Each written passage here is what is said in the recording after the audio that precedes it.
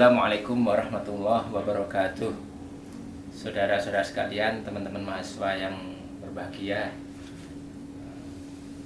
Perkenalkan bagi yang belum kenal ya, nama saya Irham Zaki dari Fakultas Ekonomi dan Bisnis Universitas Airlangga. Pada kesempatan kali ini kita akan membahas secara singkat tentang economic value of time ya.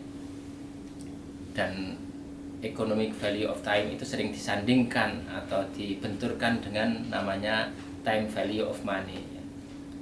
Nah, jadi ada konsep yang sudah mapan namanya time value of money, itu adalah menghargai uang ya.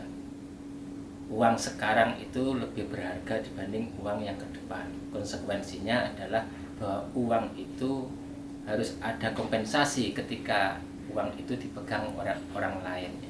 Uang itu dipinjamkan dan lain-lain, itu ada konsekuensi. Konsekuensi itu biasanya berupa bunga ya. Itu namanya time value of money.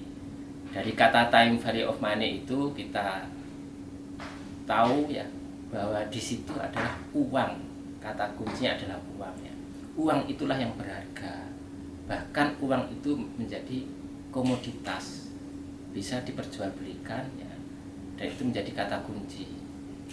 Sedangkan economic value of time ya, biasanya sering itu di dalam Islam ya, pegangannya bukan time value of money, tapi economic value of time adalah bahwa yang berharga itu bukan uangnya, tapi adalah waktu.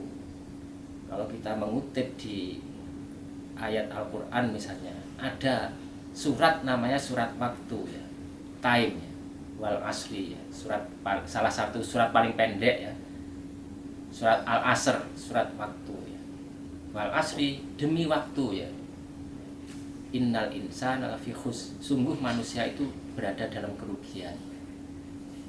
Illal ladzina amanu wa amilus shalihat wa tawassaw bil haqq wa tawassaw bis sabr ya.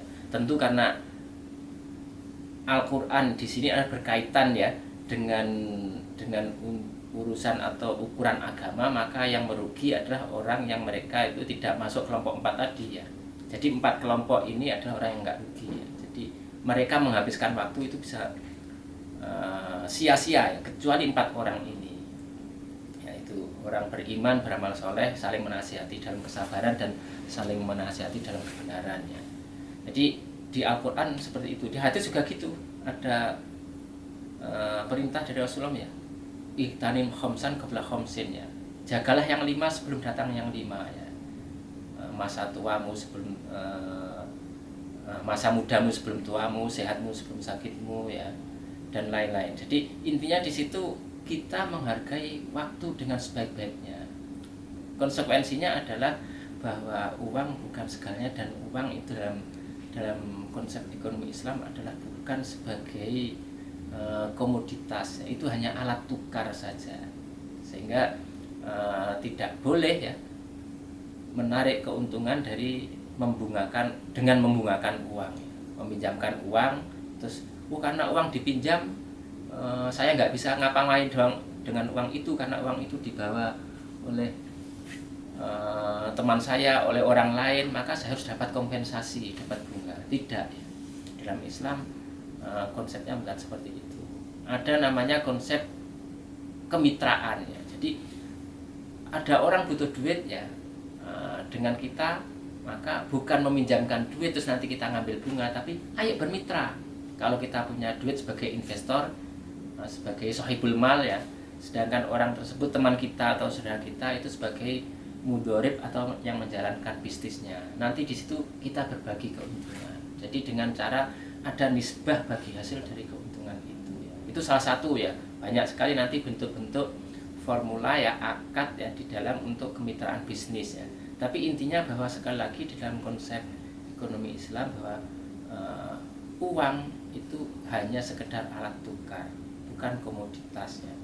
Sehingga time value of money ya, uang itu berharga karena berlalunya waktu ya, adanya waktu itu tidak dikenal, karena nanti akan terjerumus pada riba. Konsep riba di dalam syariat Islam itu kan tidak boleh. Ekonomi Islam itu sangat mengharamkan masalah riba gitu.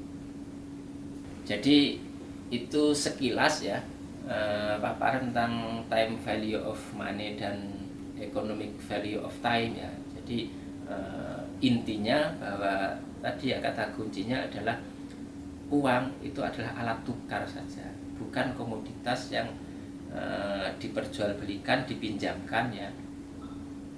Diperjualbelikan boleh kalau uang itu berbeda, namanya sorof ya. Baik sorof itu misalnya uang rupiah dengan non rupiah ya, dengan dolar, dengan rial dan lain-lain, itu beda lagi ya. Itu boleh. Tapi meminjamkan ya, membungakan uang itu larangan keras ya. Karena kita ya di dalam ekonomi Islam itu tidak mengenal namanya bunga atau riba. Time value of money adalah identik dengan bunga atau riba, karena menilai yang paling berharga itu adalah uang dan waktunya tadi.